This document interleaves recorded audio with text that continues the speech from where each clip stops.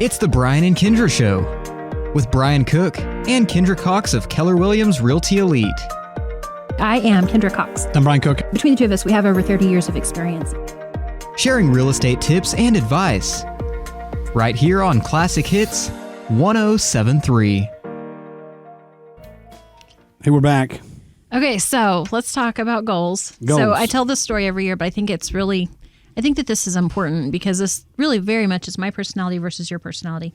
So way back in probably 13 or 14, it's probably 2014, I was working for a different company and I had the buyer. No, I had the seller. You had the buyer. Yep. But my seller required that I be at all the showings. And so we were at the final walkthrough and I was waiting outside appropriately. It was cold. It was like, I swear it was like right around this time. It was right before the end of the year. You said, Kendra, you're doing really good this year. You've almost sold, I think it was $5 million. And I said, after we close this, I will have sold $5 million. Somebody did not mark me as the selling agent on the MLS, so you don't get to see everything that I know I did. Mm-hmm. And you were like, that's really great. What's your goal for next year? 7 million, 10 million? And I'm like, what? Like, I was like, I think I may have laughed in your face. I'm not going to make a goal like that. One, it sounded so lofty. Goal? Like, stop. Are we in a way to fail? Like, that's how it felt to me. Like, literally, when you said that, I was like, I am not setting myself up to failure like that. Like, that's how it feels. I went home and I was married then and I had told my husband and he goes, Brian's kind of successful. Maybe you should listen to him. I'm like, I don't want to talk to you anymore. So I thought about it. And I thought, well, I can't do a number goal because numbers are terrifying I always say this, and you really don't ever argue with me, but you always seem to make your goals work. So I don't know. The market, you don't really know what the market is. We forgot to do stats. I got them here. Oh my gosh. Okay. Like we don't know what the market's going to do tomorrow. Tomorrow, everything could fall apart. And tomorrow we could have today, how many houses we have? 52? 2, yep. 52 houses on the market in Woodward. Tomorrow I have 110. And I'm in trouble. I'm never going to make my goal then. So I never felt like that was a realistic thing for me to do. So I made goals like I will return all of my emails before the end of business. I will return all phone calls within an hour. I will, be involved. That was very important to me to be involved in our association of realtors back then, particularly. Mm-hmm. So those were the goals I made. And the next year I did hit 7 million. Something and big. Was on target for 10 million whenever I took a break from it. I mean, really, like, you know how it went. I'm not going to say it because I don't want to get in trouble whenever I beat Brian. And I was like, I think I'm done. Okay, anyway. So here we are. You are a major goal setter. Excuse me. Yes. You got me all choked up. I did. I made you mad, didn't I? His face turned red. You guys redheads about to throw down. I'll show you. No. That's not true, actually. Because, because we competed so cooperatively. Yep.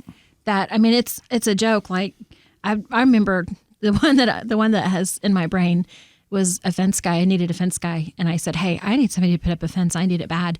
And you texted me, and it's like fence guy in my phone to this day, yep. First name fence guy, and it makes me laugh. I don't even know if that guy still does fences, but that's how cooperative that you are, and you're still like that. I mean, it's not like that changed, but I know that probably helped me to be more successful in my own business. And we want other agents to succeed because it's better for everyone if all of the agents are good agents. Yes. So, all right. So goals. This year you had a couple of very lofty goals. Yeah. And funny, you made me mad. I remember writing it on the board and you're I was so freaking ticked off. That is dumb. That's stupid. Oh, I was furious. Like, so you have 2 goals. You have a money goal that we don't really talk about a lot because it's not our focus. The one that we look at is how many sides, so buyers and sellers, did we work with? And last year we had worked with around 115, I think. Do you remember last year? Oh, God, you remember? Of course you do. So when somebody just Facebooked and said they have a bricklayer in their phone as a contact for Brian, a bricklayer.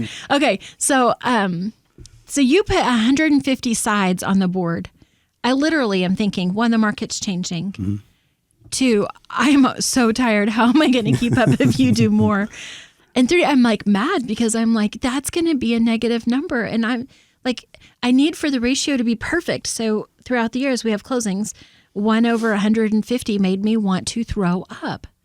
So right now on the board, so we do count differently. Yep. So like you bought and sold a few properties this year. And we're involved in an LLC that bought and sold a couple of properties this year. I did not count those.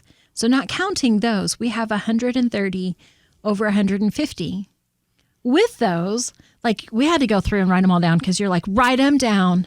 We did too sell these properties. We have 150 over 150. Yep. We What? did it. Everything's in alignment. Yeah. It scares me. I hope that means 2022 is going to be a good year for me. Yeah. So, I don't know. So message in how many you think we should sell next year. No, you guys, no. That's not how this game works. Yes. So, but for reals, it was really exciting. I was still panicked. At the beginning of the month, I didn't think we were going to make it. I didn't either. But when we sat down yesterday and you made me do my job, we did. And so good job, boss. Thanks. We did a great job. And there's no way I could do it without you. So obviously, Well, this I is mean, you cannot do paperwork, but you can. I mean, that's the joke. Yeah. You always say that, but that's not true. Right. You did everything that I do. And there are a lot of things that I'm like, I suck at this. And I push it right back over in your office. I'm way efficient at the things I say efficient. I'm good at. You're very skilled at your part of our You're team. very good at the stuff you do. So we've found the right ratio of things to take care of. He thinks I'm good at what I do. So Hey. fun. Okay. Anyway, so fun stuff, exciting. So goals. Yep. So, how do we do goals? What do we do, and how does this even work with homeownership? So as a homeowner setting goals, so I think the main thing, I was doing some research on a program I found. So number one is a budget. If you're going to move, moving is expensive, Yep. can be. So you need to start putting some money into savings. So tighten your budget, make a plan, have a target date. I would say, we want to move within 6 months. Woodward's a tough market. If you're comfortable in the house you're in, give yourself some time to find a house. Okay, let's real quick. What do you mean when you say Woodward is a tough market? Woodward is tough because your options are limited. So we only have 50 houses on the market. So if you're looking at houses in the I just interrupted Brian and I gave him a little message that his Facebook thing messed up. So there he goes, running away. Yep. You mean it's a tough market in that it's not Selection. always easy to find the house that you want. With Right. only 52 houses on the market in Woodward today, there may be 6 that in your is price so range. limited. And of those 6, like there's not a house. So I'm in a position right now where I'm like, well, do I want a different house? Because I really want a master bathtub. Mm-hmm. So do I want a different house or do I want to add on to my house? And I can't find anything that I love as much as I love my little tiny house. I'm just going to have to add on. Right? Right. So that's what we're talking about whenever we say it's a tough market. So plan your time, make your list of things you love, and then we will start looking. So that is one of the funnest things I have in my arsenal is being able to hunt you the house. So I've been in probably every house in Woodward, and so nearly. So if you describe the house, I might say, "Hey, that's Branson's house. That's Let me go so knock his door." And get ready, Branson, because he will. Yeah. And so that's one thing that's good. The budget is a big deal to me. So you need to be working on your budget. You need to be, and when I say that, so if let's say your payment's $800 a month and you're wanting to upgrade to like a $180,000 house, well, then you need, instead of $800 a month, you need to put back $1,200 a month. So go ahead and start practicing making that payment. Absolutely. So put $800, make your payment $800, put $400 in the savings account. So that does twofold. Now you're putting money back for, surprise expenditures. You have better down payment, and you're comfortable affording it. Yes, that's exactly what I wanted to tag on to is don't start putting that toward your principal even, that extra money. Save that money because it's going to help you with closing costs. It's going to help you make a more attractive offer to the seller. Yep. And that's hugely, hugely important. Yep. I had this conversation this morning. I heard Somebody you. came in. He was like, "Yeah, I'm putting all this extra money on my house payment." I said, "Well, quit, because these other debts in your life are a higher rate of interest. They're a depreciating asset. Let's get them paid off first." And so, But would you do that? I mean, man, see, that's hard for me too because not my daughter doesn't have debt. She has her mortgage. That's it. And she had sent me a screenshot the other day. We were talking about whether or not our taxes have gotten paid. Her taxes had not been paid yet from the mortgage. And I'm like, I really think it's going to be fine. I really think it's going to be fine. But you can check, make sure that it's left your escrows. She sends me this screenshot and I got tickled because that child's already put a heck ton. I mean, for what her income is, she's already put quite a bit toward principal only. So when you say no principal, do you really mean that? Because one extra principal payment a year I'm saying that because decreases the life of your loan. there's that Dave Ramsey Significantly. guy. Oh, Dave. And so, like, part of his stuff is great. You know, if Dave is great. He's right. So do the big debts first, but right? I am, like, so if I have a $10,000 car payment or payment on $10,000 and I have a credit card debt, Credit card first. you got to get that credit card off first. Then your car, then your appreciating asset last. So I'm just saying, if you're going to put more money down on something, pay off the small debts. Then the You're Dave Ramsey right. method, you snowball that into your next thing. You pay off your credit card, you make that payment on your pickup, and you make that payment on your whole house. So Absolutely right. it's just because my brain. No, I know you're runs at right. And it's numbers. how I did it whenever I was working on paying down debt myself. I don't know why I was thinking differently, but I guess because I don't know. I'm just at a place. It's exciting now to see principal drop. Yes. And Well, she because has I no wasn't other there debt, for a so long it's time. easy. Right. Bam, bam, bam. She can get it. Yeah. So, So. okay, super cool. All right, what is next on your Okay, list? so in the budget. Oh, I'm sorry. I just got the look. Okay, just kidding. You didn't want to read this. I had to read it. The Oklahoma Tax Commission has. I'm going to be late to work on Monday after you just did that. Did you know Oklahoma has a first-time homebuyer savings account? I mean, yeah, you tell me about it all the flipping time, but Yes. did either one of us remember it before my daughter bought her first home? No, we did not. So I hope I've got she's some- not listening. I've got some calls into some accountants, which I don't know what even benefited her. Depends on which tax brackets you are and income brackets Well, you I mean, are. I'm thinking it would have helped her because if she could have used that, she could have used it for her closing costs instead of having to put those in her contract. So she would have put the money in the savings account. So she had to have the money. So you Oh, put it I in thought I could put the money in the savings account for her. Did you give her money? Well, no, but I Well, might then have it's just- tried harder. Okay, so that's the only way it helped her. Brian's like, no, you wouldn't. So my kid wants to buy a She house. has a new garage door opener. So I have a kid she have 15 years to use this savings account from the start time you Right, open it. okay. So my youngest daughter is 11. Perfect. So I start putting, and I can put up to $50,000 in there. That's insane. It's insane. So I put, say, 10 years. So I put $5,000 a year in. It comes right off of my income. So I make $100,000. Now it looks like I make 95. So I'm not paying any taxes on that as it goes in. That's helpful. Doesn't pay any taxes coming out if you buy a home with it. Right.